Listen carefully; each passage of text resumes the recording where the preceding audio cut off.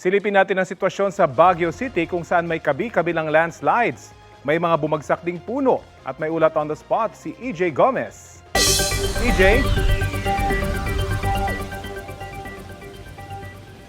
Rafi, dalawang babae ang nirescue ng mga otoridad matapos silang matrap at matabunan ng putik dulot ng landslide sa kanilang lugar.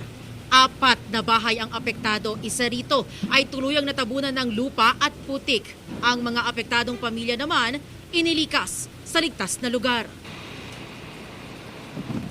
Sa lakas ng ulan sa buong Magdamag, rumagasa ang tubig sa mga kabahayan sa Purok 2 Outlook Drive sa Baguio City kaninang alas 6 ng umaga. 4 na bahay ang apektado.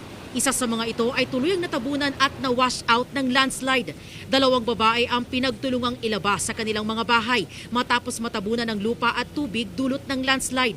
Inilikas naman ang iba pang apektadong residente at ngayon ay nananatili sa evacuation center. Sa Outlook Drive pa rin, humambalang sa kalsada ang malaking puno. Ilang bahagi nito ang tumama sa mga linya ng kuryente. Nabagsakan din ang isang van. Nabasag ang windshield. Kaninang umaga, nagpulong ang Baguio City LGU na pinangunahan ni Mayor Benjamin Magalong.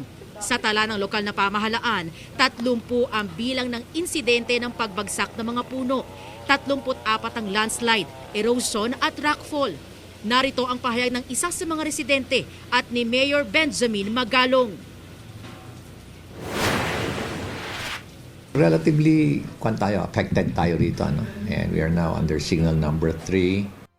That would translate to about 80, 81, or 82 individuals. We have about 17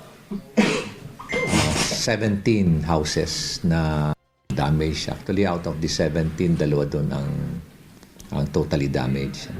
Nagising ako, akala ko lang po may gumiba na bahay. Yun po pala lahat, yung buong bamboo po, papunta na sa bahay namin. Tapos yung bahay po na nagiba dyan, dumiretso na din po sa tapat namin.